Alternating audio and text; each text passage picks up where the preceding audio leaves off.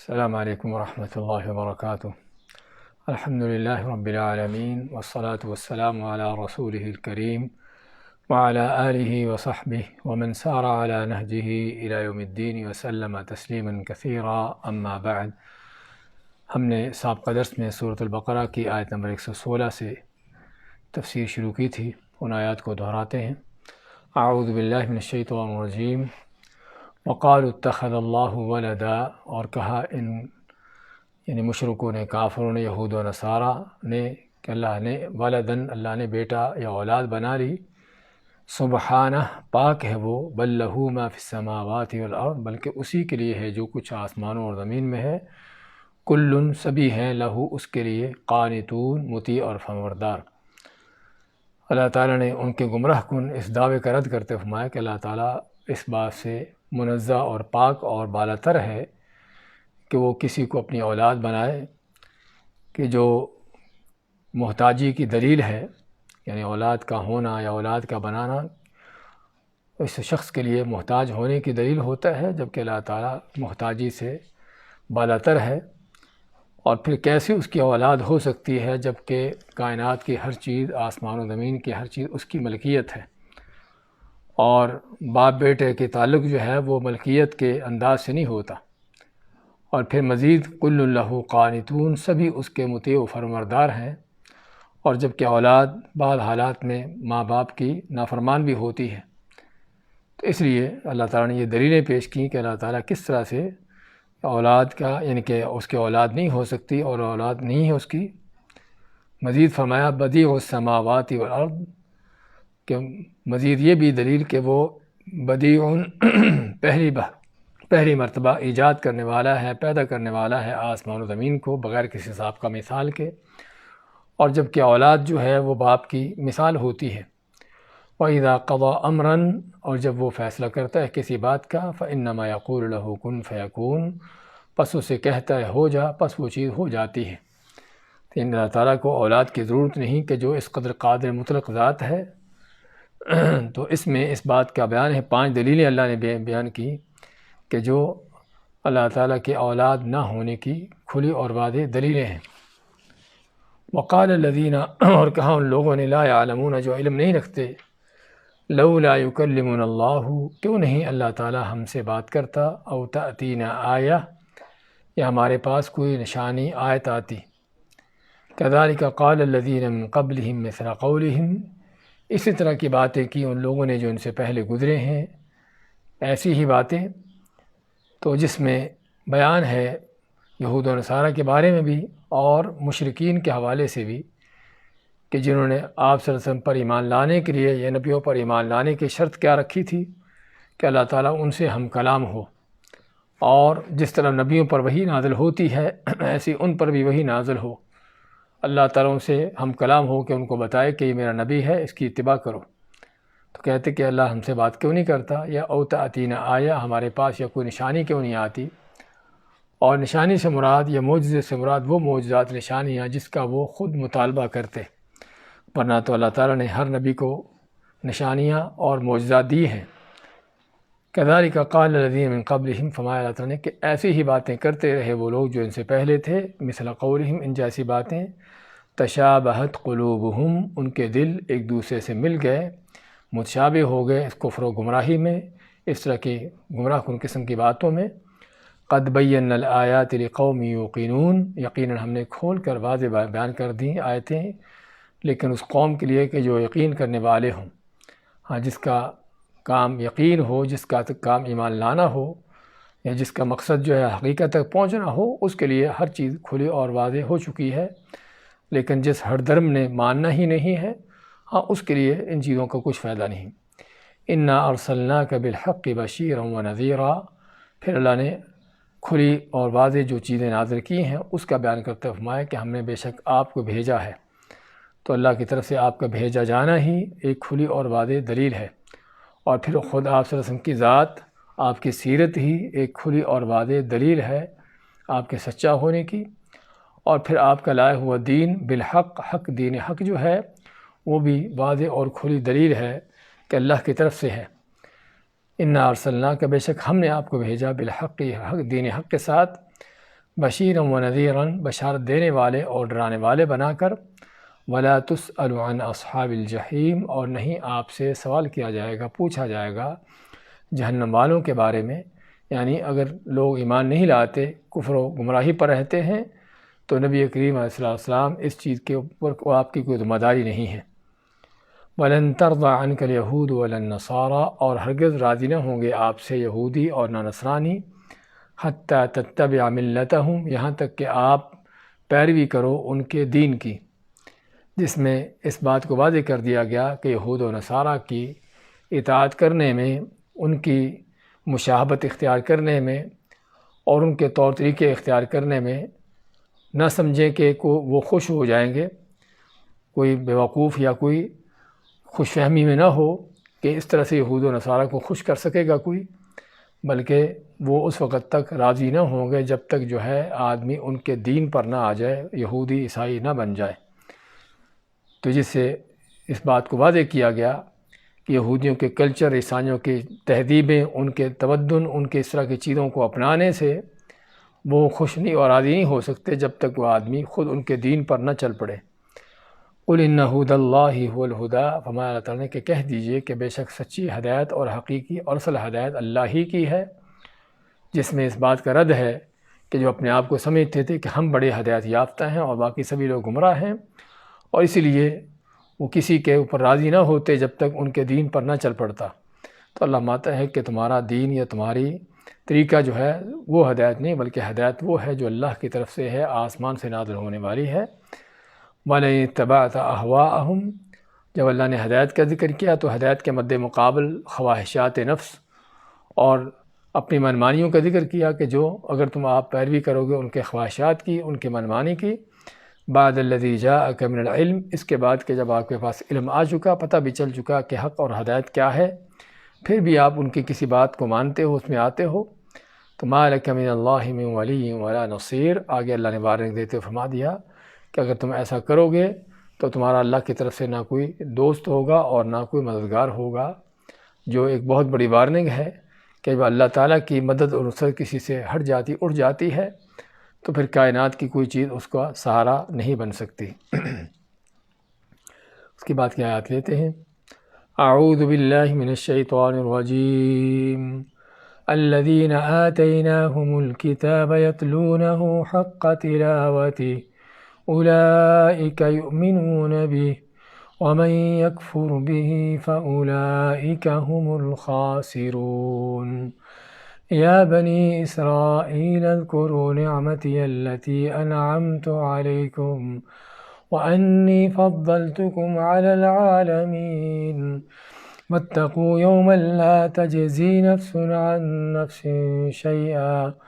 ولا يقبل منها عدل ولا تنفعها شفاعة ولا هم ينصرون۔ وَإِذِ ابْتَلَىٰ إِبْرَاهِيمَ رَبُّهُ بِكَلِمَاتٍ فَأَتَمَّهُنَّ قَالَ إِنِّي جَاعِلُكَ لِلنَّاسِ إِمَامًا قَالَ وَمِن ذُرِّيَّتِي قَالَ لَا يَنَالُ عَهْدِي الظَّالِمِينَ۔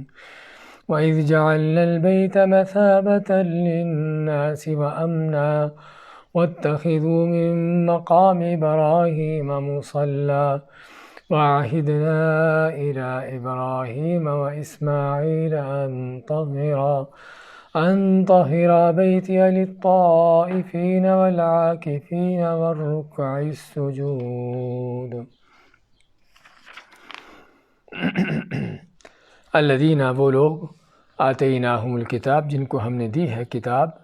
یتلونہ، اس کی تلاوت کرتے ہیں، حق تلاوتہ، جیسے کہ اس کی تلاوت کا حق ہے۔ اولئک، یہ وہ لوگ ہیں، یؤمنون بہ، کہ جو اس پر ایمان لاتے ہیں، ومن یکفر بہ، اور جو بھی اس سے کفر کرے گا،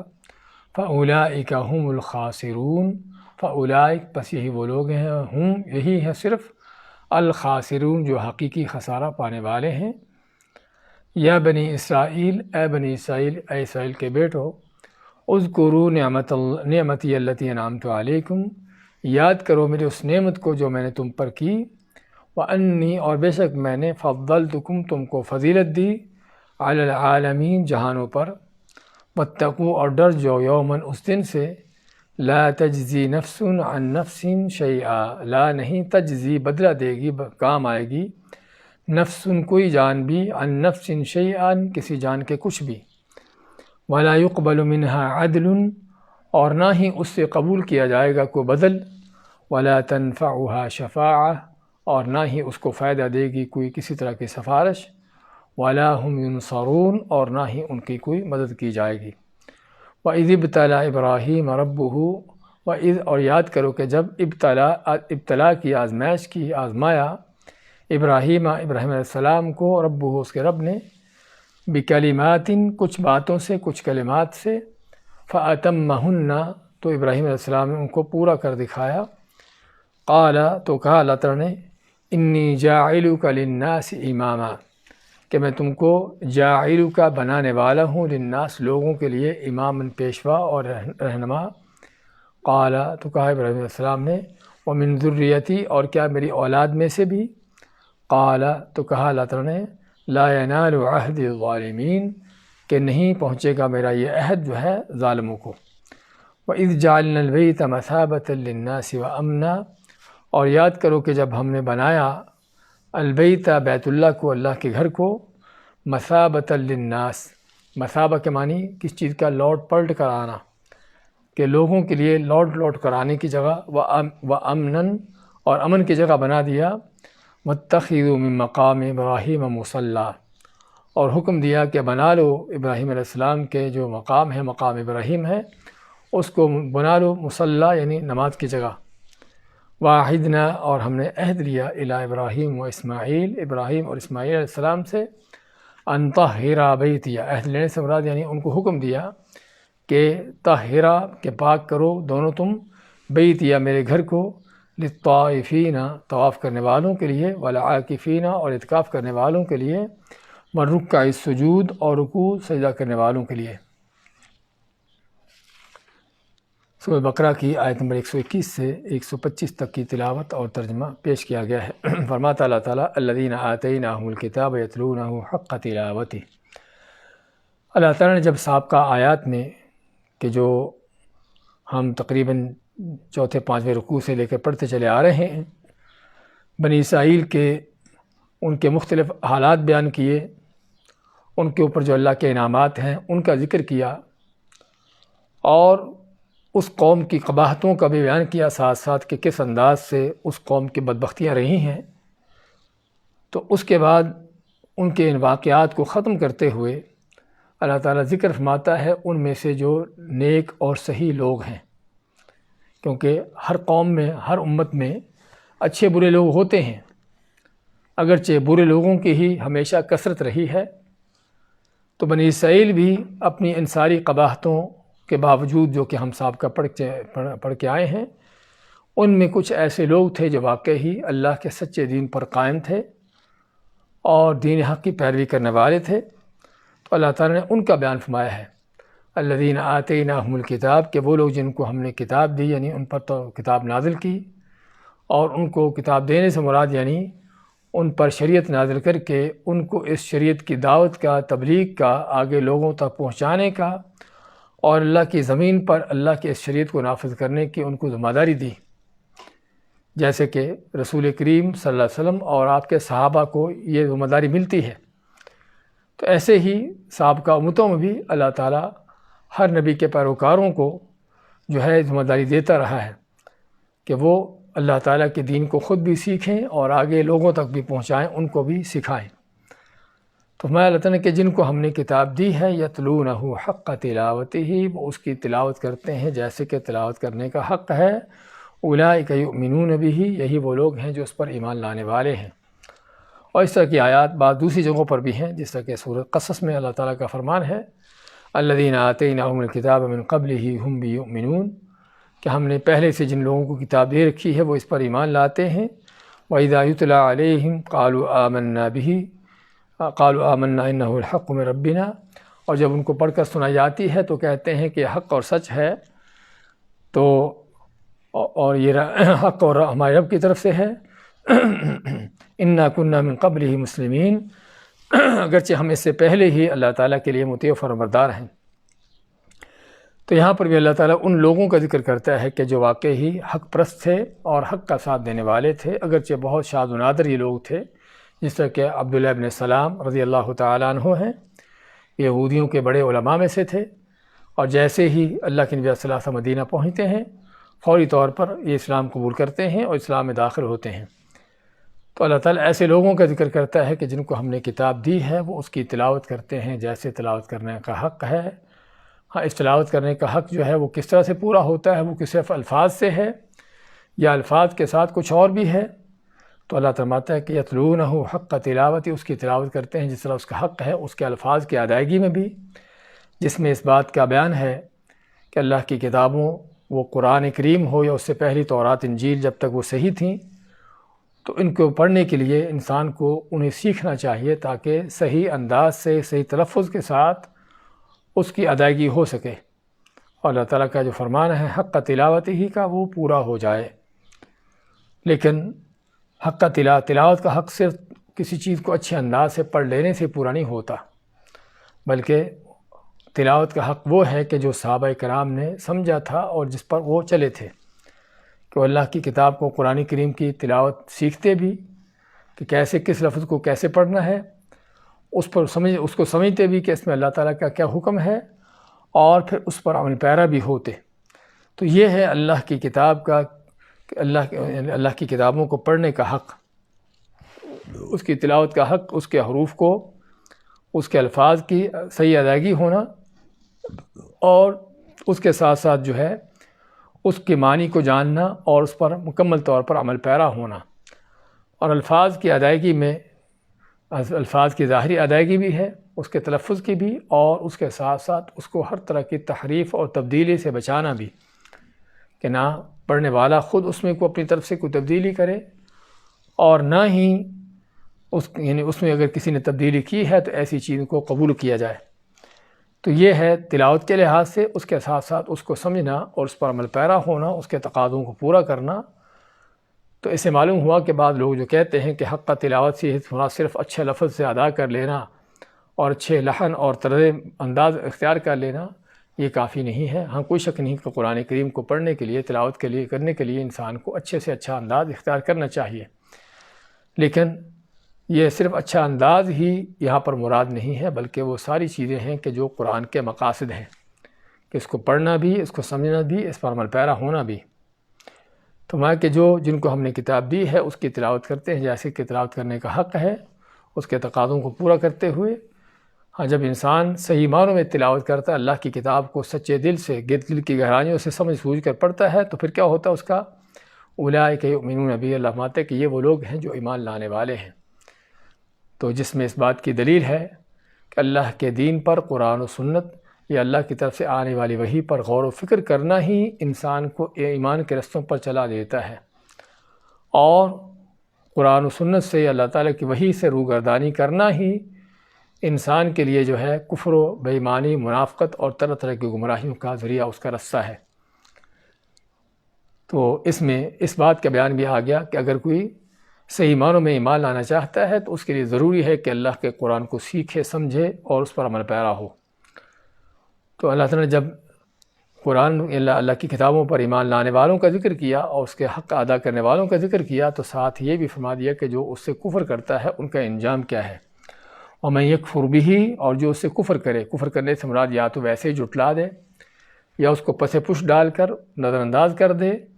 اللہ کے قرآن، اللہ کے کلام کے مد مقابل اپنی منمانیاں کرے، لوگوں کی باتوں کو لا کھڑا کرے، تو کفر کے جو مختلف انداز ہیں، تو وَمَن يَكْفُرْ بِهِ فَأُولَٰئِكَ هُمُ الْخَاسِرُونَ، جو بھی کفر کرے گا اس سے تو یہی وہ لوگ ہیں جو حقیقی خسارہ پانے والے ہیں۔ کیونکہ یہاں پر یعنی الفاظ کا سیاق و سباق اس انداز سے ہے، فَأُولَٰئِكَ، پس یہی وہ لوگ ہیں، یعنی جن کا ذکر ہوا، ہم الخاسرون، جو خود خسارہ نقصان پانے والے ہیں، اور ہم کے ضمیر مفصل کہ جو تاکید کے لیے آتی ہے، کہ جن کا ذکر ہوا ہے، وَمَن يَكْفُرْ بِهِ، کو جو کفر کرنے والے ہیں، تو اللہ فرماتے ہیں کہ یہی وہ لوگ ہیں جو خسارہ پانے والے، اور خسارہ بھی دنیا آخرت دونوں کا، اور سب سے بڑا وہ خسارہ جو ہو سکتا ہے۔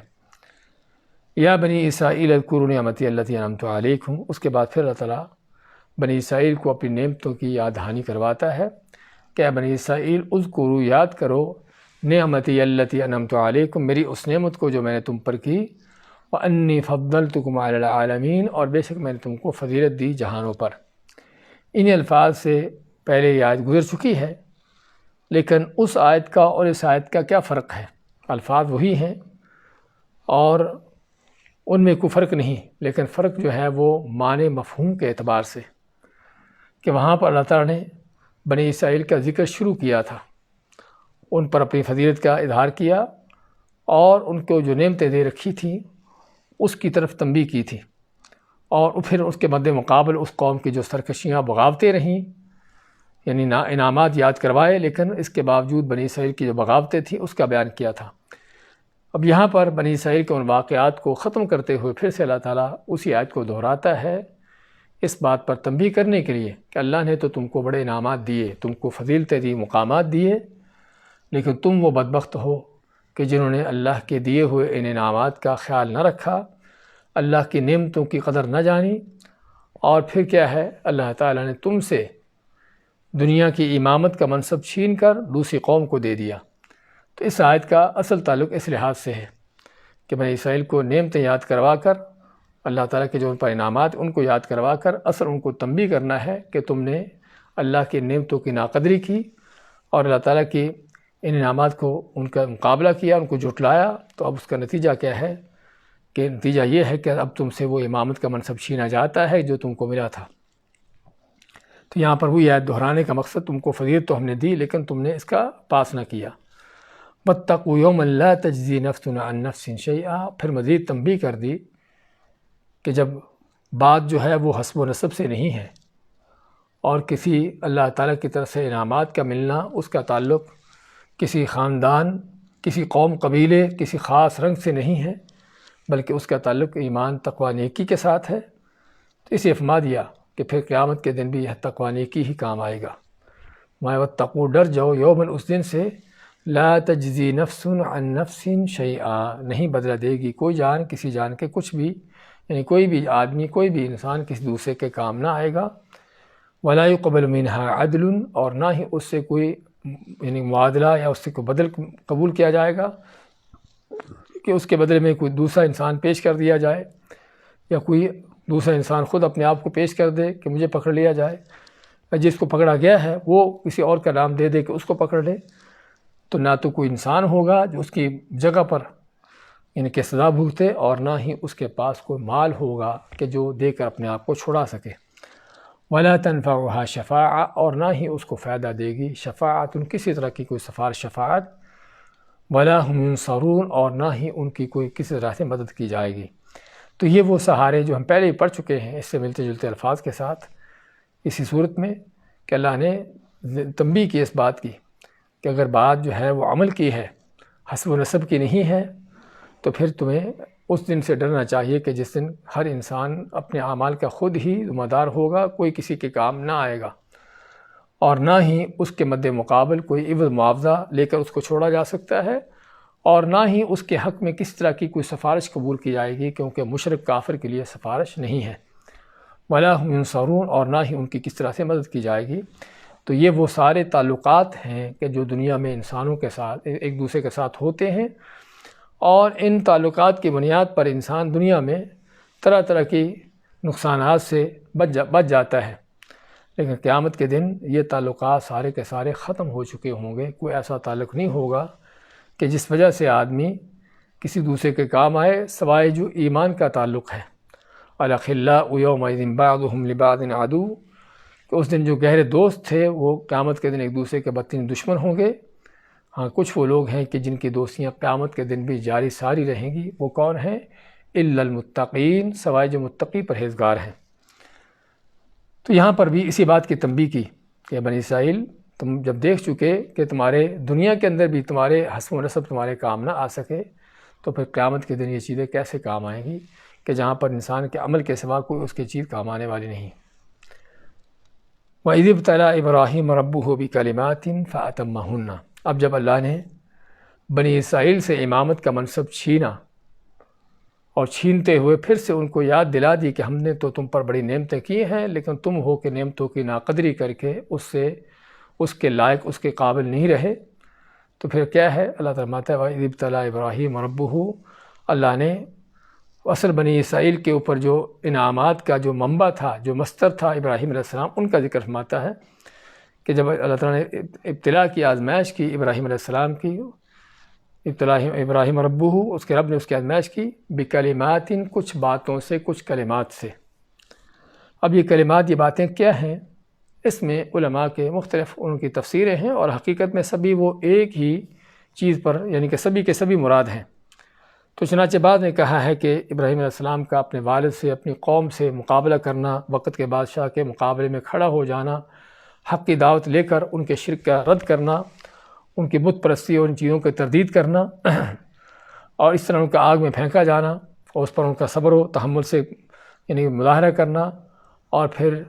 ان کا ہجرت کرنا۔ ابراہیم علیہ السلام چونکہ عراق میں تھے،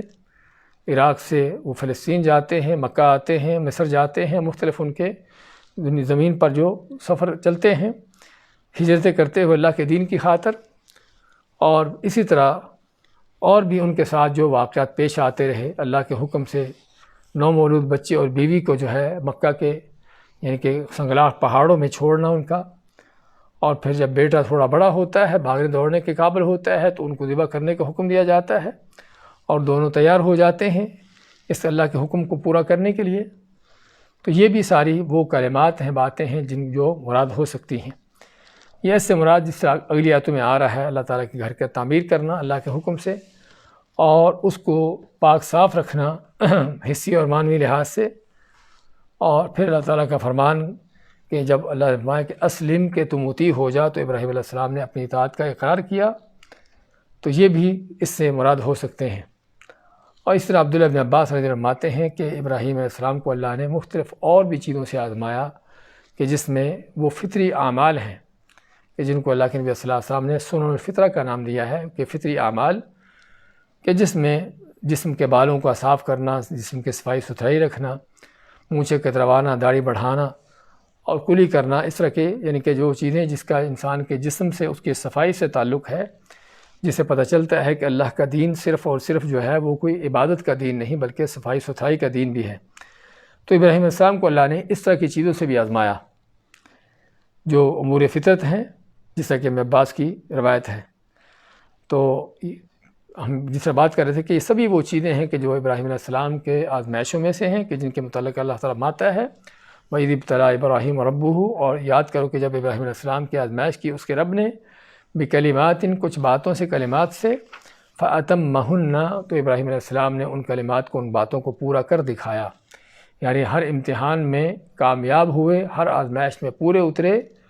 اور ہر طرح کے اللہ کا حکم قبول کیا، اور بلکہ اس کی خاطر اس کو کرنے کے لیے ہر طرح کی قربانیاں بھی دیں۔ تو جب یہ انہوں نے یہ کام کیا، اور یہ یعنی کہ اللہ تعالیٰ کے دین کی خاطر یہ قربانیاں دیں، تو اللہ فرماتا ہے قال انی جاعلک للناس اماما، اللہ نے فرمایا کہ اے ابراہیم میں تم کو جاعلک بنانے والا ہوں، للناس لوگوں کے لیے، اماماً پیشوا، رہنما۔ جس سے کیا پتہ چلتا ہے کہ امامت کا منصب، اور وہ امامت جو حقیقی معنوں میں بندوں کی پیشوائی کا منصب ہے، نہ کہ وہ صرف وہ امامت یا رہنمائی یا پیشوائی کہ جو خود انسان بعض اوقات ڈنڈے کے زور سے حاصل کر لیتا ہے، اور بعض اوقات جو ہے وہ کسی جھانسے، دھاندلی اور جھوٹ اور فراڈ کے ساتھ، ہاں وہ امامت نہیں، بلکہ وہ اگر امامت ہے تو کفر کی امامت ہے، گمراہی کی امامت ہے، کہ جو فرعون اس کے منہج پر چل کر جو جہنم کو لے جانے والی ہے۔ لیکن یہاں پر وہ امامت ہے کہ جو حقیقی پیشوائی، حقیقی منصب اور حقیقی عظیم مقام ہے۔ اسی لیے علامہ ابن سعدی رحمۃ اللہ علیہ فرماتے ہیں کہ اس حوالے سے انی جاعلک للناس اماماً کے اس لفظ کی تفسیر میں فرماتے ہیں، ہاں یہ اصل منصب اور اصل کسی کا مقام و منزلت یہ ہے کہ اللہ تعالیٰ اس کو اپنے بندوں کی رہنمائی کے لیے چن لے، اور اس سے دوسروں کی ہدایت اور حق کی طرف پیشوائی کے لیے اللہ تعالیٰ اس کو اختیار کر لے، اس کو اس چیز کی توفیق دے دے۔ ہاں یہ ہے کہ جو سب سے بڑی اللہ تعالیٰ کی کسی پر نعمت ہو سکتی ہے، مال و دولت رکھنے والا تاجر کوئی شک نہیں کہ اس کے اوپر اللہ تعالیٰ کی دی ہوئی نعمت ہے مال و دولت کی۔ اسی طرح عہد منصب والا، کوئی کرسی حکومت تاج و تخت والا، اس کے اوپر بھی نعمتیں اللہ تعالیٰ کی، اس منصب کی، عہدے کی، اس کرسی حکومت کی، اور بھی جو دنیا کی نعمتیں ہو سکتی ہیں، قوت طاقت کی یا جو بھی، لیکن یہ ساری وہ نعمتیں ہیں، یہ ساری وہ چیزیں ہیں کہ جو وقتی ہیں اور جلد زائل ہونے والی ہیں، اور بلکہ بہت سے لوگوں کی یہی چیزیں جو ہیں ان کی ہلاکت، تباہی، بربادی کا ذریعہ بنتی ہیں۔ جبکہ اللہ تعالیٰ اگر کسی کو بندوں کی امامت کے لیے اور اپنے مخلوقات کی پیشوائی کے لیے چن لیتا ہے، ہاں تو یہ اللہ تعالیٰ اسی کو منصب دیتا ہے کہ جس کو اللہ دیکھتا ہے کہ اس کا دل کس قدر ان کے پاک صاف ہے، اور وہ شخص کس قدر اپنی نیت سے، اپنے اخلاص سے اور اللہ تعالیٰ کے احکام پر عمل پیرا ہونے سے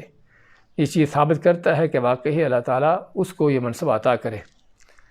تو اس لیے اصل یہ منصب ہے کہ جس کی انسان کو تمنا ہونا چاہیے اور جس کے لیے انسان کی کوشش ہونا چاہیے، اور یہی وہ دعا ہے کہ جو اللہ تعالیٰ اپنے بندوں کو سکھاتا ہے۔ اور عباد الرحمن کی دعاؤں میں سے اللہ نے کیا دعا ذکر کی؟ والذین یقولون ربنا ہب لنا من ازواجنا وذریاتنا قرۃ اعین وجعلنا للمتقین اماما، کہ وہ لوگ جو کہتے ہیں، دعا کرتے ہیں کہ اے رب ہمیں اپنی اولاد و بیویوں سے آنکھوں کی ٹھنڈک عطا کر،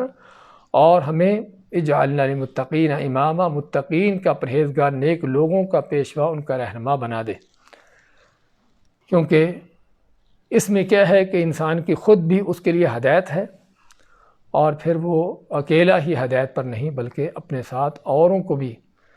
سینکڑوں، ہزاروں، بلکہ لاکھوں اور بہت بڑی ایک اللہ کی مخلوق کو بھی اس ہدایت کے رستے پر لگاتا اور چلاتا ہے۔ اور اس لحاظ سے اس کو صرف اور صرف اپنی ہی نیکیوں کا اجر نہیں ملتا، بلکہ اس منصب کا، اس امامت کا سب سے بڑا مقام یہ ہے کہ اللہ تعالیٰ اس کی وجہ سے جن کو ہدایت دیتا ہے،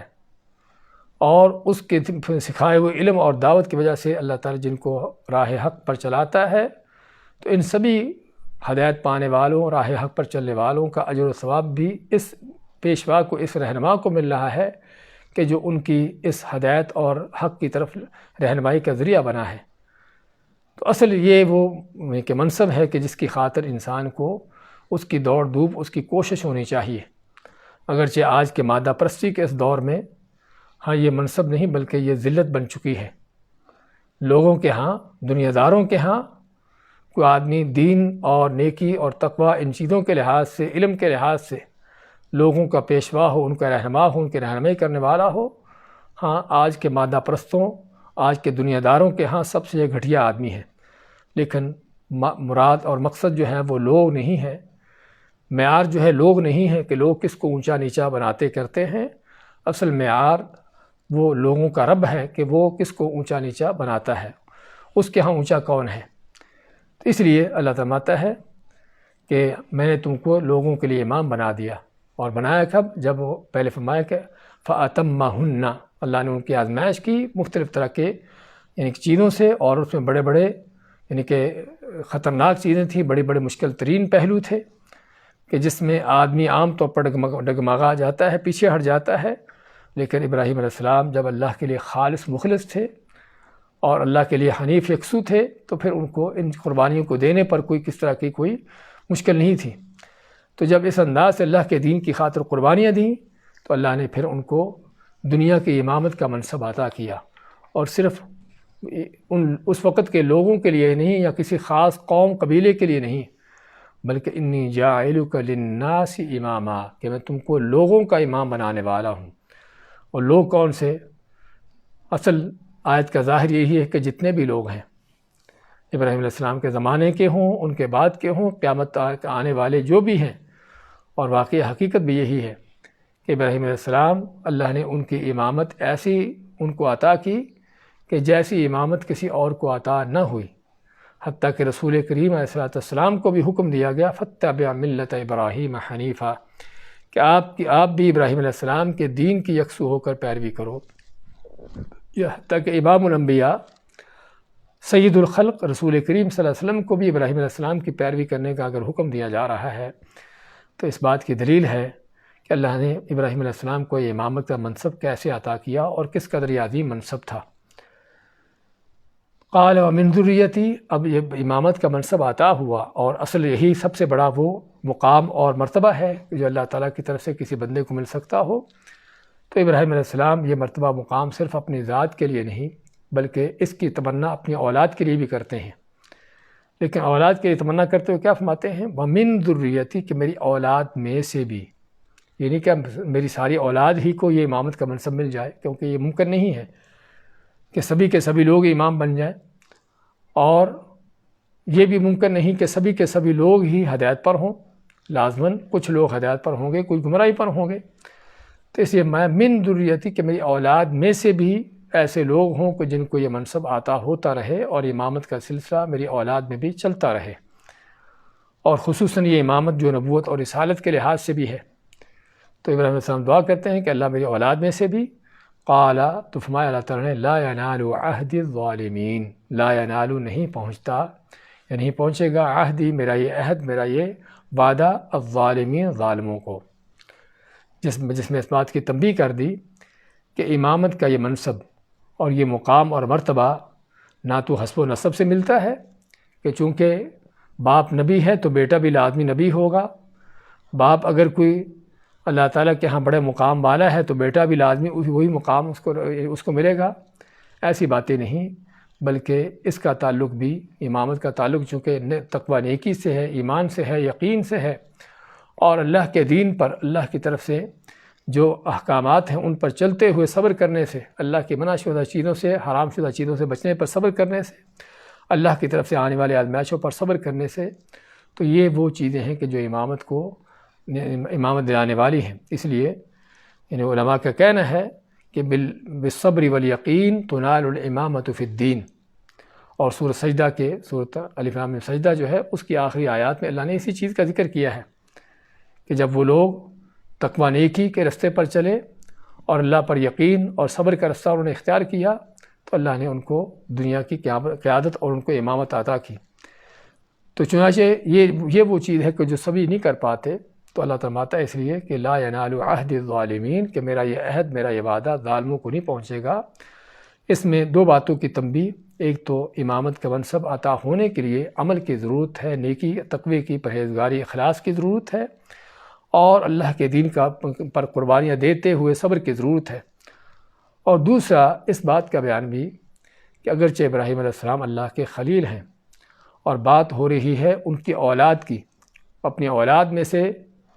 تمنا کرتے ہیں کہ ان کے اولاد میں سے امام پیشوا ہوں، تو اللہ نے فرمایا کہ میرا یہ عہد وعدہ ظالموں کو نہیں پہنچے گا، جس میں اس بات کی طرف اشارہ ہے کہ اگرچہ ابراہیم علیہ السلام خلیل ہیں اللہ کے اور پیشوائی امامت کے اس منصب کو پہنچ چکے ہیں، لیکن پھر بھی ان کی اولاد میں ایسے لوگ ہوں گے کہ جو ظالم ہوں گے، مشرک ہوں گے، کافر ہوں گے، اور جس میں بلکہ تیسری تنبیہ آپ کے زمانے کے مشرکوں کافروں کو بھی ہے، اور بذات خود یہود و نصارہ کو بھی، کیونکہ یہ سبھی وہ لوگ تھے جو اپنے آپ کو ابراہیم علیہ السلام کی طرف منسوب کر کے فخر محسوس کرتے۔ مشرکین مکہ تو براہ راست کہتے کہ ہم ان کی اولاد ہیں اور انہیں کے دین طریقے پر ہیں، باوجود اس کے کہ وہ جس انداز سے کفر، گمراہی، شرک میں پڑے ہوئے تھے، اور یہود و نصارہ بھی ہر کوئی دعویٰ کرتا کہ ابراہیم علیہ السلام یہودی تھے اور عیسائی کہتے کہ وہ عیسائی تھے۔ تو کہنے کا مقصد کہ ان لوگوں کا بھی رد ہے کہ تم جس کفر و شرک میں پڑے ہو، ابراہیم علیہ السلام اس کفر و شرک سے بالا تر تھے، اور اس کفر و شرک میں پڑھ کر تم اس امامت کے منصب سے جو ہے معزول ہو چکے ہو جو اللہ نے ابراہیم علیہ السلام کو دیا تھا اور ان کی اولاد میں سے جو دینے کا وعدہ کیا تھا۔ تو فرمایا قال لا ینال عہد الظالمین، کہ میرا یہ عہد وعدہ جو ہے ظالموں کو نہیں پہنچے گا، اور بات صرف ابراہیم علیہ السلام کی اولاد کی اور ان کے لحاظ سے نہیں بلکہ بات عام ہے، ہر زمانے کے اعتبار سے، ہر قوم امت کے اعتبار سے، کہ اللہ تعالیٰ اعمال کو دیکھتا ہے، ہر شخص کا عمل بذات خود کیسا ہے، وہ کس قدر اللہ کے لیے خالص مخلص ہے، اس کے اعمال کس قدر اللہ تعالیٰ کے دیے ہوئے طریقے پر ہیں۔ وہ یہ نہیں دیکھتا کہ یہ کس کی اولاد ہے، کس کی نسل ہے، اور اس کا حسب و نسب کیا ہے۔ کس لیے حسب و نسب کا اللہ کے ہاں کیوں اعتبار نہیں ہے؟ ہم اس لیے اعتبار نہیں کیونکہ انسان کا اس میں اپنا کوئی ذاتی کوئی بھی اختیار نہیں ہے۔ آدمی اگر کسی اونچے خاندان میں پیدا ہوتا ہے جس کو لوگوں کے ہاں اونچا سمجھا جاتا ہے تو کیا اپنے اختیار سے پیدا ہوا ہے؟ اور اگر کوئی دوسرا کسی ایسے خاندان سے پیدا ہوتا ہے جو لوگوں کے ہاں گھٹیا اور نیچا ہو تو کہ اپنے اختیار سے پیدا ہوا ہے، ایسی کوئی چیز نہیں ہے، بلکہ یہ محض صرف اللہ کی تقسیم ہے، اللہ کی حکمتیں ہیں اس میں۔ تو اس لیے جب انسان کا اس چیز میں کوئی اپنا عمل دخل ہی نہیں ہے، نہ مال میں، نہ عہدے منصب میں، اور نہ کوئی حسب و نسب میں، تو اس لیے ان چیزوں کا اللہ کے ہاں کوئی اعتبار بھی نہیں ہے۔ ہاں جس چیز کا انسان کا اپنا دخل ہے وہ کیا؟ اس کا عمل ہے۔ عمل ہے کہ جو انسان کی اپنی ذاتی کوشش ہے، محنت، اگرچہ وہ بھی اللہ کی توفیق سے ہے، لیکن یہ وہ چیز ہے کہ جو انسان کی محنت سے، کوشش سے ہوتا ہے، تو اللہ اس چیز کو دیکھتا ہے، اس کا اعتبار کرتا ہے۔ وَإِذْ جَعَلْنَا الْبَيْتَ مَثَابَةً لِلنَّاسِ وَأَمْنًا، ابراہیم علیہ السلام خود بھی چونکہ امام تھے، پیشوا تھے ہدایت کے حق کے، اور انہوں نے پیشوائی اور ہدایت کے لیے اور بھی اپنی طرح کے لوگ پیدا کیے، ان کو جو ہے اس ان کے رستے پر چلایا بھی۔ تو چنانچہ ان کے بھتیجے لوط علیہ السلام کہ جن کو اللہ نے نبی بنا کر بھیجا شام کے مشرقی علاقہ اردن کے بستیوں کی طرف، اور پھر ان کے بیٹے اسحاق علیہ السلام جن کو اللہ نے نبی بنایا، اور فلسطین اور اس علاقوں پر ان کی نبوت وہاں پر پھیلتی ہے، اور ان کے پھر دوسرے بیٹے اسماعیل علیہ السلام کہ جن کے ذریعے سے اللہ نے عرب کے علاقے کو جو ہے وہ ہدایت اور یعنی کہ حق کی طرف رہنمائی کا ان کو ذریعہ بنایا۔ تو یہ سبھی کون تھے؟ ابراہیم علیہ السلام کے ہی ساتھی تھے، ان کے بھتیجے ہوں یا ان کے بیٹے ہوں، کہ جو ان کے منہج پر چلنے والے اور اس امامت کو آگے چلانے والے تھے جو کہ ابراہیم علیہ السلام کو ملی تھی۔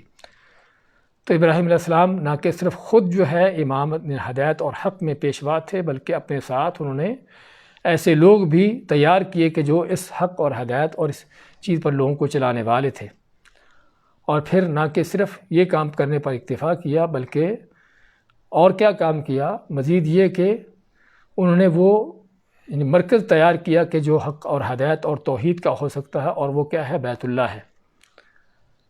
اور یہی حقیقت میں کسی بھی اس شخص کے لیے اللہ کی توفیق ہوتی ہے کہ خود بھی انسان ہدایت پر ہو، ہدایت کی طرف رہنمائی کرنے والا ہو، اور پھر اللہ تعالیٰ اس کو ایسے لوگ بھی عطا کر دے کہ جن لوگوں کے ذریعے وہ اس ہدایت کو آگے پہنچائے، آگے لوگوں تک یعنی اس کو یعنی کہ پھیلانے کی کوشش کرے، اور پھر اللہ تعالیٰ اس کو ایسی جگہ مقام بھی دے دے کہ جہاں سے وہ اس ہدایت اور حق کی دعوت جو ہے لے کر اٹھے۔ یہی چیز ہم رسول اکرم صلی اللہ علیہ وسلم کی سیرت میں بھی دیکھتے ہیں کہ آپ جس ہدایت اور حق کو لے کر اٹھے اس پر اکیلے نہیں، بلکہ آپ نے اپنے ساتھ اپنے صحابہ کو تیار کیا، ساتھیوں کو تیار کیا، اور ان کے ذریعے پھر دنیا کے مشرق و مغرب میں اسلام کا، ہدایت کا، حق کا پیغام پہنچایا۔ حضرت معاذ بن جبل کا یمن کی طرف بھیجا جانا، اور مختلف آپ کے صحابہ کا مشرق و مغرب میں آپ کی طرف سے بھیجا جانا، اور وہ صحابہ جو علم رکھنے والے تھے تو ان کا چناؤ کر کے اس انداز سے لوگوں تک اس ہدایت کو پہنچانا، اور پھر ہدایت کے لیے وہ مرکز تیار کرنے مدینہ کا خاص طور پر، کہ کہنے کا مقصد یہ سارے یعنی کہ ہم سمجھتے ہیں کہ دعوت کے حوالے سے، لوگوں تک ہدایت پہنچانے کے حوالے سے یہ وہ طریقہ کار ہے جو ہم کو ابراہیم علیہ السلام کے اس سنت سے ملتا ہے، اور اسی طرح ان کی سنت پر چلتے ہوئے باقی اللہ کے نبی اور رسولوں کے طریقے سے ملتا ہے کہ آدمی خود بھی ہدایت میں رہنما ہو، اپنے ساتھ ایسے رہنماؤں کی تیار کرے، اور ایسی جگہ تیار کرے کہ جہاں سے اس رہنمائی کا چشمہ پھوٹے اور لوگ وہاں سے رہنمائی حاصل کریں۔ تو اللہ تعالیٰ ابراہیم علیہ السلام کو خود کا ذکر کیا، ان کے اولاد میں سے بھی ان جیسے امام پیشوا بنانے کا ذکر کیا، تو اس کے بعد اس جگہ کا ذکر کرتے ہیں کہ جہاں سے اس رہنمائی اور اس ہدایت کا چشمہ پھوٹتا ہے، اور وہ کیا ہے؟ وَإِذْ جَعَلْنَا الْبَيْتَ، اور جب ہم نے بنایا البیت، گھر کو۔ کون سا گھر؟ وہ بیت اللہ ہے۔ اس لیے البیت جو لگا ہے، یہ کیا ہے؟ وہ خاص گھر ہے کہ جو اللہ کا گھر ہے، بیت اللہ جس کو کہا جاتا ہے، اس کو کیا بنا دیا؟ مثابۃ للناس وامنا، لوگوں کے لیے مثابہ۔ مثابہ کے دو معنی کیے گئے ہیں علماء نے، اور زیادہ تر مشہور معنی یہی ہے کہ صابہ یصوب کے معنی کسی چیز کا پلٹنا، لوٹنا، کہ جس گھر کو ہم نے لوگوں کے لیے لوٹنے کی جگہ بنا دیا، کہ جہاں پر لوگ پلٹ کر لوٹ کر آتے ہیں۔ کوئی شک نہیں کہ اللہ نے بیت اللہ کے اندر ایک مسلمان مومن کے دل میں جو محبت رکھی ہے، جو چاہت، اور اس کے دل میں جو اس گھر کے ساتھ لگن رکھی ہے، کہ یہ نہیں کہ جو صرف وہاں پر گیا نہیں، اس کے دل میں محبت ہوتی ہے، چاہت ہوتی ہے اس میں جانے کی، بلکہ جو چلا جاتا ہے اس گھر میں اس کے دل کی چاہت اور محبت اور بڑھ جاتی ہے اور زیادہ ہو جاتی ہے۔ اور یہ بھی ابراہیم علیہ السلام کی ان دعاؤں کا نتیجہ ہے کہ جو اللہ نے سورہ ابراہیم میں ذکر کی ہیں کہ جب انہوں نے اس کہ بیابہ وادی میں اپنے بیٹے دودھ پیتا بچہ اور اپنی بیوی ہاجر کو چھوڑا تو ساتھ ہی کیا دعا کی، فَجْعَلْ أَفْئِدَةً مِّنَ النَّاسِ تَهْوِي إِلَيْهِمْ، کہ اللہ کچھ لوگوں کے دلوں کو اس طرح سے بنا دے کہ ان کی طرف کھینچے چلے آئیں۔ تو چنانچہ آج دنیا کے مشرق و مغرب زمین کے کسی کونے میں رہنے والا مسلمان کیوں نہ ہو، اس کی سب سے بڑی چاہت اور دلی تمنا کیا ہوتی ہے کہ وہ اللہ کے گھر میں کس طرح پہنچے، اور ایک بار نہیں بلکہ بار بار پہنچنا۔ تو اسی معنی اللہ تعالیٰ نے وَإِذْ جَعَلْنَا الْبَيْتَ مَثَابَةً لِلنَّاسِ، کہ جب ہم نے بنایا گھر کو، بیت اللہ کو بنا دیا لوگوں کے لیے پلٹ پلٹ کر لوٹ کر آنے کی جگہ، مثابۃ للناس، لوگوں کے لیے پلٹ کر لوٹ کر آنے کی جگہ، کہ دو وہاں پر لوٹ کر آئے لوگ۔ اور دوسرا مثابہ کا جو معنی کیا گیا ہے وہ ثواب سے۔ کوئی شک نہیں کہ بیت اللہ یعنی کہ مختلف طرح کی عبادتوں کا اور بہت بڑے نیک اعمال کی جگہ ہے، اور جہاں پر بلکہ ایک نیکی کئی گنا بڑھ کر بلکہ لاکھوں گنا بڑھ کر بعض اوقات ملتی ہے، تو ان لوگوں کے لیے ثواب کی جگہ بھی ہے۔ اور اس کے ساتھ ساتھ کیا ہے، وہ امنن، اور امن کی جگہ بنا دی کہ اللہ نے جب سے زمین و آسمان کو پیدا کیا اس وقت سے لے کر جو ہے اس جگہ کو حرمت والی بنا دیا، امن والی بنا دیا، کہ جس میں انسان تو انسان بلکہ کسی جانور حیوان پر بھی جو ہے ہاتھ اٹھانا اس سے منع کر دیا گیا، بلکہ حتیٰ کہ اور تو اور کہ وہاں پر اللہ کی طرف سے جو پیدا ہونے والے یعنی کہ جو پودے درخت ہیں ان کو بھی بلا وجہ کاٹنے سے ان چیزوں سے منع کر دیا گیا۔ تو اس کو امن و امان کی جگہ بنا دیا گیا، اور اسی امن و امان کا ہی نتیجہ تھا کہ حتیٰ کہ جاہلیت میں بھی، اسلام سے پہلے بھی جو ہے وہاں پر کس انداز سے لوگ امن و امان میں رہتے تھے۔ اور یہ جگہ جو ہے ان حالات میں جب پورے عرب میں دنگا فساد تھا، لوٹ مار اور قتل و غارت تھی، کس قدر اس جگہ پر حرم کے علاقے میں اللہ نے اس وقت بھی امن و امان لوگوں کو دے رکھا تھا۔ تو میں کہ ہم نے بیت اللہ کو لوگوں کے لوٹ کر آنے کی جگہ اور امن کی جگہ بنا دیا۔ مَتَّخِذُوا مِن مَقَامِ إِبْرَاهِيمَ مُصَلَّى، اور حکم دیا اتخذوا، بنا لو، من مقام ابراہیم، مقام ابراہیم کو مصلی کے معنی نماز کی جگہ، کہ ابراہیم علیہ السلام کے مقام کو یا مقام ابراہیم کو جو ہے وہ نماز کی جگہ بنا لو۔ اور مقام ابراہیم سے مراد کیا ہے، اس سے علماء نے دو چیزیں مراد لی ہیں۔ ایک تو وہ خاص پتھر چٹان ہے کہ جس کے اوپر کھڑے ہو کر ابراہیم علیہ السلام بیت اللہ کی تعمیر کرتے تھے، جب اللہ کے حکم سے ان کے بیت اللہ کی تعمیر کی انہوں نے، اور اللہ کے حکم سے یہ پتھر جو ہے جیسے جیسے ان کو اوپر بلند ہونے کی ضرورت ہوتی اسی قدر یہ بلند ہوتا جاتا۔ اور آج یہ بیت اللہ کے دروازے کے سامنے وہ گنبد نما جو جگہ ہے اس کے اندر رکھا ہوا، جس کو مقام ابراہیم کا نام دیا جاتا ہے۔ تو ایک معنی اس کا یہ لیا جاتا ہے کہ وہ چٹان پتھر کہ جس پر ابراہیم علیہ السلام کھڑے ہوتے تھے بیت اللہ کی تعمیر کرنے کے لیے، یہ مقام ابراہیم ہے، اور یہ معنی بھی صحیح ہے۔ اور اسی لیے رسول کریم صلی اللہ علیہ وسلم جب آپ نے طواف کیا تو طواف کر کے اس طرف آتے ہیں اور اس کے پیچھے آ کے 2 رکعتیں پڑھتے ہیں، اور ساتھ ہی آیت تلاوت کرتے ہیں وَاتَّخِذُوا مِن مَقَامِ إِبْرَاهِيمَ مُصَلَّى۔ اور یہاں پر جو نماز پڑھنا ہے مقام ابراہیم کے پیچھے، یہ بھی عمر فاروق رضی اللہ تعالیٰ عنہ کی جو دی ہوئی تجویزیں تھیں دین کے بارے میں کہ یہ چیز ایسے ہونی چاہیے، اللہ تعالیٰ اس چیز کا ہمیں حکم دے دے، ان میں سے تھیں۔ اور علماء فرماتے ہیں کہ تقریباً 18 طرح کی وہ چیزیں ہیں، مشورے ہیں یا تجویزیں ہیں کہ جو عمر فاروق کی طرف سے تھیں، جس پر اللہ تعالیٰ نے ان کی موافقت کی۔ اور ان میں سے ایک یہ بھی ہے کہ انہوں نے تمنا کی کاش کہ ہم مقام ابراہیم کو جو ہے نماز کی جگہ بنا لیں۔ تو اللہ تعالیٰ فرماتا ہے، حکم نازل کرتے ہیں وَاتَّخِذُوا مِن مَقَامِ إِبْرَاهِيمَ مُصَلَّى، اور مقام ابراہیم کو اپنی نماز کی جگہ بنا لو۔ تو چنانچہ جو بھی طواف کرتا ہے پھر اس کے لیے حکم ہوتا ہے کہ مقام ابراہیم کے پیچھے 2 نفل پڑھے۔ اور بعض دوسرے علماء کا کہنا ہے کہ مقام ابراہیم صرف چٹان نہیں بلکہ مقام ابراہیم سے مراد وہ سارے یعنی کہ حج کے لیے وہ ساری جگہیں ہیں، چاہے وہ بیت اللہ ہو، صفا مروہ ہو یا پورا حرم ہو، یہ ساری جگہیں مقام ابراہیم ہے، کیونکہ ابراہیم علیہ السلام ان سبھی جگہوں پر رکے، ٹھہرے اور کھڑے ہوئے، تو یہ سبھی جگہیں ہی مقام ابراہیم میں شامل ہیں۔ اور اس معنی کے لحاظ سے اگر کوئی طواف کرتا ہے تو صرف وہ اس مخصوص مقام ابراہیم کے پیچھے ہی نہیں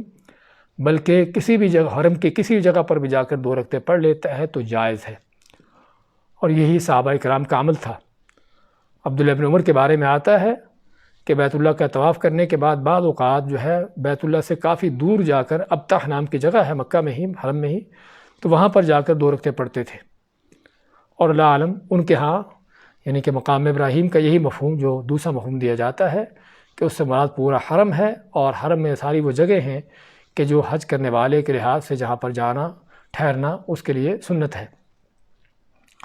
تو میں واتخذوا من مقام ابراہیم مصلی، اور بنا لو مقام ابراہیم کو نماز کی جگہ۔ وعہدنا الی ابراہیم و اسماعیل، عہدنا ہم نے عہد لیا، یعنی اور یا عہدنا کا لفظ جو آتا ہے کسی بات کا تاکیدی حکم دینے کے بارے میں، کہ ہم نے تاکیداً حکم دیا ابراہیم علیہ السلام کو، ان کے بیٹے اسماعیل علیہ السلام کو پوری تاکید کے ساتھ اور اہمیت کے ساتھ ان کو اس بات کا حکم دیا۔ کس بات کا حکم دیا؟ ان طہر بیتی، کہ دونوں تم پاک کرو میرے گھر کو، یعنی بیت اللہ کو پاک کرو، للطائفین طواف کرنے والے، والعاکفین اعتکاف کرنے والوں، رکع جمع رکوع راکع کی، یہ رکوع کرنے والوں کی، بس رکع السجود، اور سجود جمع ساجد کی، یعنی سجدے کرنے والوں کے لیے اس گھر کو پاک کرو۔ تو اللہ تعالیٰ نے ابراہیم علیہ السلام اور ان کے بیٹے اسماعیل علیہ السلام کو پہلی بات تو آگے جس طرح آئے گا کہ اپنے گھر کی تعمیر کرنے کا حکم دیا، اور تعمیر کرنے کے ساتھ ساتھ اس گھر کو پاک رکھنے کا، پاک کرنے کا حکم دیا، اور فرمایا ان طہر بیتی، کہ پاک کرو میرے گھر کو۔ اور میرے گھر، اللہ تعالیٰ اس گھر کو اپنی طرف منسوب کرتا ہے یہاں پر یا مخاطبہ کے ساتھ، کہ میرے گھر، یا نسبت کے ساتھ میرا گھر، کہ جس میں اس گھر کی مزید جو ہے اہمیت اور اس کے مقام کا اندازہ ہوتا ہے کہ رب کائنات خود اس گھر کو اپنی طرف منسوب کر رہا ہے، اور دوسری جگہوں پر اللہ نے اس کو بیت اللہ کا نام دے کر اس طرح کے الفاظ سے، تو جس میں اس گھر کی عظمت کا، اس کے شان و منزلت کا پتہ چلتا ہے کہ اللہ کے ہاں یہ گھر کس قدر عظمت کا اور شان و منزلت کا گھر ہے۔ اس کو پاک کرنے کے لیے کیا تھا؟ اس کو ظاہری طور پر بھی پاک کرنا، ہر طرح کی غلاظتوں سے، نجاستوں سے، ہر طرح کی بری یعنی کہ گندی چیزوں سے، اور اصل اس کی طہارت جو ہے وہ معنوی طہارت، جو شرک و بدعات سے، گمراہیوں، غلاظتوں سے ہے، کہ جو اصل غلاظت ہے۔ اسی لیے جب مشرکین نے اس گھر کو بیت اللہ کو بتوں سے بھر دیا، تو حقیقت میں اللہ نے ان کے اس کام کو جو ہے اس کو نہ کہ یعنی حالانکہ بیت اللہ کی رکھوالی کرنا، سرپرستی کرنا، اس کی دیکھ بھال کرنا، اس کی تعمیر اور ظاہراً صفائی کا بڑا اہتمام، لیکن جب معنوی گندگی سے بھر دیا اس کو شرک سے، تو اللہ نے ان کو دو ٹوک طور پر کافر قرار دیا، اپنے نبی علیہ السلام کو، حتیٰ کہ اس حرم کی جگہ پر بھی، اس گھر میں بھی ان سے جنگ کرنے کے، لڑنے کا حکم دیا، اور ان کو وہاں پر بھی قتل کرنے کا حکم دیا، جو اس بات کی دلیل ہے کہ اگر ان کا صرف ظاہری صفائی ستھرائی ہی اللہ کے ہاں اس کا کوئی معیار ہوتا تو ان کو اس انداز سے قتل کرنے کی آپ کو اجازت نہ دی جاتی۔ تو جس سے ہمیں ایک بہت اہم تنبیہ ہوتی ہے، وہ کیا ہے کہ اللہ کے ہاں طہارت صرف ظاہری صفائی ستھرائی کا نام نہیں ہے، اور اسی اللہ نے مشرکوں کو نجس قرار دیا ہے، یا ایھا الذین آمنوا انما المشرکون نجس، کہ بے شک مشرک جو ہیں وہ کون ہیں؟ ناپاک ہیں، گندے پلید ہیں، چاہے وہ دنیا جہان کے پانیوں سے کیوں نہ نہا لیں، اور دنیا جہان کے صابن شیمپو کیوں نہ استعمال کر لیں، اور ہر طرح کی عطر اپنے اوپر چھڑک لیں، تب بھی جب تک اس کے دل میں شرک کی غلاظت ہے، ہاں یہ وہ غلاظت ہے کہ جس کے ہوتے ہوئے دنیا کی کوئی چیز ایسے شخص کو پاک نہیں کر سکتی۔ اور یہاں پر یہ بھی پتہ چلتا ہے کہ اصل دنیا کا سب سے بڑا پلید شخص جو ہے مشرک ہے، چاہے وہ کسی طرح کا مشرک کیوں نہ ہو، چاہے وہ کھلا کافر ہو کوئی، یا کسی طرح سے کوئی کلمہ پڑھنے کے باوجود بھی وہ شرک کرنے والا ہو۔ تو کیونکہ یہ گندگی، یہ غلاظت جو ہے شرک کی، یہ ہر غلاظت سے بڑھ کر ہے، تو اس لیے ابراہیم علیہ السلام، ان کے بیٹے اسماعیل علیہ السلام کو اللہ حکم دیتا ہے کہ میرے گھر کو پاک کرو، ظاہری پاکی بھی اور باطنی معنوی بھی، ہر لحاظ سے، کہ وہاں پر توحید کی دعوت پھیلاؤ، اللہ کا کلمہ سر بلند ہو، اور صرف ایک اللہ کی طرف دعوت دی جائے، صرف ایک اللہ کا نام وہاں پر بلند ہو۔ ان طہر بیتی، کہ پاک کرو میرے گھر کو، کس کے لیے؟ للطائفین، طواف کرنے والوں کے لیے، کیونکہ جب تک ظاہری گندگی ہے اس وقت بھی طواف جو ہے اس میں مشکل ہے۔ اور اگر مانوی ناپاکیاں گندگیاں ہیں تو پھر تو اگرچہ طواف کرنے والے کرتے بھی رہیں گے، لیکن جب دل میں اللہ کے سوا اوروں سے تعلق ہیں تو ایسے طواف کا کچھ فائدہ نہیں۔ والعاکفین، اور اعتکاف کرنے والوں کے لیے، اعتکاف کرنے والے کہ جو بیت اللہ میں اعتکاف کیا خاص ہے؟ ہاں، اعتکاف کسی بھی مسجد میں ہو سکتا ہے، جس طرح کہ دوسری آیات پہ اللہ نے اس چیز کو واضح کیا ہے، لیکن کوئی شک نہیں کہ بیت اللہ میں اس کی الگ سے خصوصیت ہے، اور جاہلیت سے لے کر سابقہ زمانوں سے لے کر لوگ بیت اللہ میں اعتکاف کرتے رہے ہیں۔ تو اعتکاف کرنے والوں کے لیے، اور اعتکاف کا معنی کہ وہاں پر اپنے آپ کو فارغ کر کے اللہ کی عبادت کے لیے بیٹھ جانا، والرکع سجود، اور رکوع سجدے کرنے والوں کے لیے، جسے پتہ چلا کہ اللہ تعالیٰ کا یہ گھر، اس کا اصل کام، اس کا مقصد جو ہے وہ اللہ کی توحید کا کلمہ سر بلند کرنا ہے، اور وہاں پر اس طرح کی عظیم عبادات کا یعنی عبادات ادا کرنا ہے، طواف جیسی، اعتکاف اور رکوع سجدے جیسی۔ تو میرے گھر کو پاک کرو ان لوگوں کے لیے، تاکہ وہ اللہ تعالیٰ کے گھر میں جو ہے شرک کی غلاظتوں سے، گمراہیوں سے دور رہ کر جو ہے ایک اللہ کی خالص ہو کر عبادت کر سکیں۔ دوبارہ دیکھیں آج کی آیتیں۔ الذین آتیناہم الکتاب یتلونہ حق تلاوتہ، جن کو ہم نے دی ہے کتاب وہ اس کی تلاوت کرتے ہیں جس طرح کہ تلاوت کرنے کا حق ہے۔ اولئک یؤمنون بہ، یہی وہ لوگ ہیں جو اس پر ایمان لاتے ہیں۔ ومن یکفر بہ، اور جو بھی اسے کفر کرتا ہے، فاولئک هم الخاسرون، پس یہی وہ لوگ ہیں جو خسارہ پانے والے ہیں۔ یا بنی اسرائیل اذکروا نعمتی التی انعمت علیکم، اے بنی اسرائیل یاد کرو میری اس نعمت کو جو میں نے تم پر کی۔ وانی فضلتکم علی العالمین، اور بے شک میں نے تم کو فضیلت دی جہانوں پر۔ واتقوا یوما لا تجزی نفس عن نفس شیئا، اور ڈرو اس دن سے، یا بچ جو اس دن کے یعنی کہ ہولناکی سے، جس دن کوئی جان کسی جان کے کام نہ آئے گی۔ ولا يقبل منها عدل، اور نہ ہی قبول کیا جائے گا اس سے کسی طرح کا کوئی بدل۔ ولا تنفعها شفاعہ، اور نہ ہی اس کے لیے کوئی کام آئے گی شفاعت، سفارش۔ ولا هم ينصرون، اور نہ ہی ان کی کس طرح سے کوئی مدد کی جائے گی۔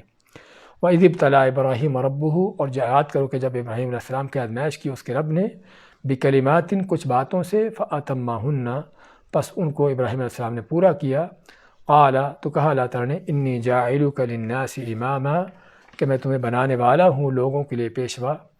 قال، کہا ابراہیم علیہ السلام نے، ومن ذریتی، اور میری اولاد میں سے بھی کیا؟ قال، تو فرمایا اللہ تعالیٰ نے، لا ینال عہد الظالمین، میرا یہ عہد نہیں ملے گا، پہنچے گا ظالموں کو۔ وَإِذْ جَعَلْنَا الْبَيْتَ مَثَابَةً لِلنَّاسِ وَأَمْنًا، اور یاد کرو کہ جب ہم نے بنایا گیا بیت اللہ کو لوگوں کے پلٹنے لوٹنے کی جگہ اور امن کی جگہ۔ وَاتَّخِذُوا مِن مَقَامِ إِبْرَاهِيمَ مُصَلًّى، اور بنا لو مقام ابراہیم کو اپنی نماز کی جگہ۔ وَعَهِدْنَا إِلَىٰ إِبْرَاهِيمَ وَإِسْمَاعِيلَ، اور ہم نے تاکیدی وعدہ لیا ابراہیم اور اسماعیل سے، ان طہر بیتی، اس بات کا کہ تم دونوں پاک کرو میرے گھر کو، للطائفین، طواف کرنے والوں، والعاکفین، اور اعتکاف کرنے والوں، والرکع السجود، اور رکوع سجدے کرنے والوں کے لیے۔ یہ سوال آیا ہے کیا امامت سے حکمرانی بھی مراد ہو سکتی ہے؟ ہاں، امامت جو ہے اس سے حکمران بھی مراد ہیں، اور امام کا لفظ جو ہے وہ حکمران کے بھی استعمال ہوتا ہے۔ ہاں، الگ بات ہے کہ وہ امامت کس چیز کی ہے، ہدایت کی ہے یا گمراہی کی ہے۔ اللہ نے سورہ قصص میں فرعون کا ذکر کیا، اور فرعون جیسے اور جو بدماش تھے، قارون، شداد، اس طرح کے بدماش، ان کا بھی ذکر کیا، تو کیا فرمایا؟ وَجَعَلْنَاهُمْ أَئِمَّةً يَدْعُونَ إِلَى النَّارِ، کہ ہم نے ان کو امام بنایا، کس طرف؟ جہنم کے۔ تو اس لیے آدمی ہدایت کا اور تقوی نیکی حق کا بھی امام ہو سکتا ہے، جس طرح کہ ابراہیم علیہ السلام کے ہم پڑھ رہے تھے، اور بلکہ بعض اوقات اس کے برعکس جو ہے کفر بے ایمانی کا بھی امام ہو سکتا ہے، جس طرح کہ فرعون ہے۔ تو اس لیے اب دیکھنا ہوگا کہ حکمران کس چیز کا امام ہے، کیا ہدایت کا امام ہے یا کہ فرعون جیسا کسی گمراہی کا امام ہے۔ تو کوئی شک نہیں کہ کوئی بھی پیشوا، کوئی بھی لیڈر کہ جو لوگوں کو لے کے چلتا ہو اور لوگوں کی رہنمائی کرتا ہو، وہ امام ہے۔ وہ حق کا بھی ہو سکتا ہے، باطل کا بھی ہو سکتا ہے۔ بارک اللہ فیکم۔